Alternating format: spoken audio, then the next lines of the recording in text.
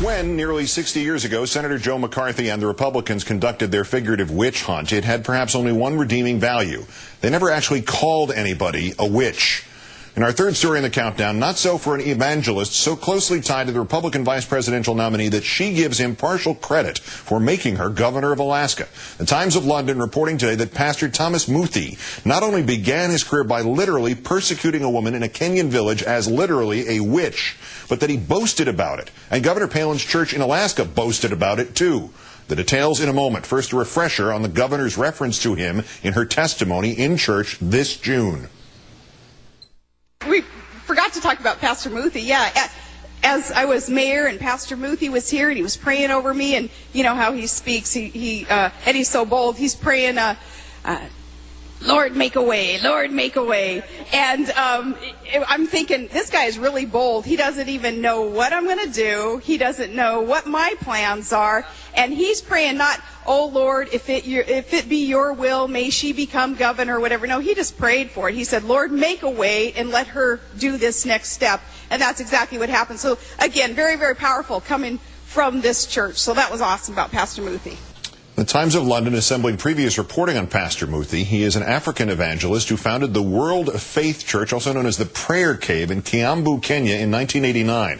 He did so after, he says, he and his late wife were called there by God because there was demonic presence in the town, being blamed for a number of fatal car accidents, among other ills. In a trailer for his evangelical video, Muthi tells how he found the source of that bad spirit. We prayed, we fasted, the Lord showed us a spirit of witchcraft resting over the place. According to the Christian Science Monitor, 6 months of praying and research led him to a local named Mama Jane. She allegedly was involved in fortune-telling and therefore responsible for what plagued Kiambu. Pastor Muthi publicly declared that she was a witch and gave her a choice, be saved or leave town. First, she stayed. Then Muthi held a crusade. 200 people joined in his grocery store basement prayer sessions. Mama Jane became a pariah. People panicked. Police raided her home. Somebody shot a snake thought to be a demon. After she was questioned and released, Pastor Muthi's witch is said to have left town. According to the Times of London, Muthi still refers to this witch hunt in his sermons, 10 of which were delivered at the Wasilla Assembly of God in the fall of 2005, during the time Sarah Palin was preparing to run for governor of Alaska. Shannyn Moore is a radio journalist in that state. She joins us once again from Anchorage. Good evening. Thank you for your time tonight. Hi, Keith. This is starting to sound startling enough to be terrifying. Is this pastor's witch hunting history common knowledge in Alaska?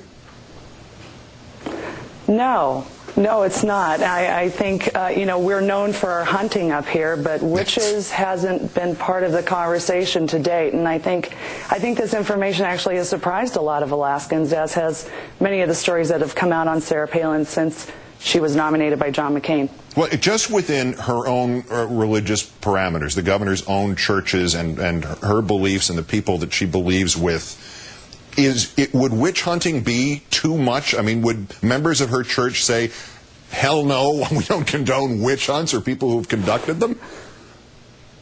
Or not out of airplanes. Yeah. I think that this church in particular, and I think all evangelical churches have their own space, and I don't know about any others, but certainly her church believes in quite a few things that seem sort of outside the realms for most of us, speaking in tongues.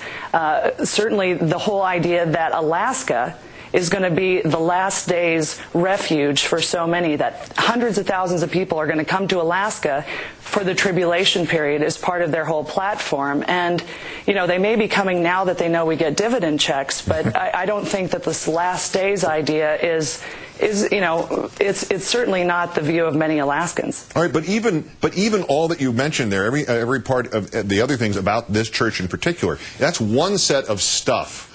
Over here is witch hunts. Witch hunts have a very bad reputation, and deservedly so, in this country. The last place where we had a major series of them, 300 years ago, that part of the community changed its name to avoid association with the rest of the community. Changed its name from Salem to Braintree.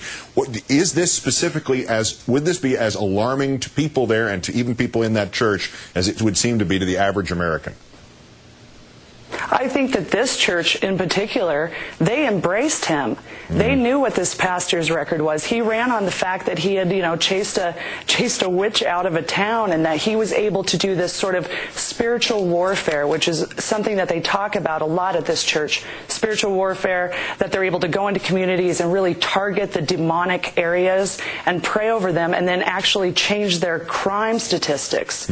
So this is all part of the belief system that this church has put out, and it's pretty far-fetched, I think, to many of us. I think that we would actually want to put more cops on the street. I think that, the rapture is an environmental policy for many people, but certainly to this church it is. Well, I also forgot to mention that Pastor Muthi claimed that after the demon was forced out of this town in Kenya, most of the bars closed too. So, but I suggested earlier that he, at first blush anyway, makes Jeremiah Wright look like Father Flanagan from Boys Town.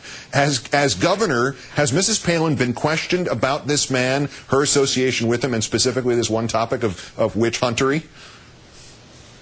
No, I don't think so. I haven't heard people ask her this. Certainly people's right to whatever church, as bizarre as it may be, if they're selling rapture insurance or whatever, hasn't really been, that's not really part of the fray here. We try to stay on policy because people's private lives are so important to all of us. But in this case, I think that in hindsight, we should have asked her about her church more, because she does have a real fuzzy line between the separation of church and state when it has come to her governorship and her policies here. And we're not talking about something ancient. Just that tape that we saw earlier is this year, this June. Right, this June, a couple months ago. Yeah, and she's talking about the fact that he laid hands on her, and how that really is how she's given a lot of credit to becoming governor to this pastor who's a witch hunter.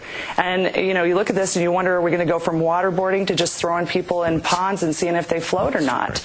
It's really a stretch for a lot of people, and it's even weird for Alaskans. I assure you. There you go. I guess that's the question, the answer I was looking for. Somebody turned me into a newt. Shannyn Moore, a radio journalist, joining us once again from Alaska with our great thanks. Have a good weekend. Thank you so much.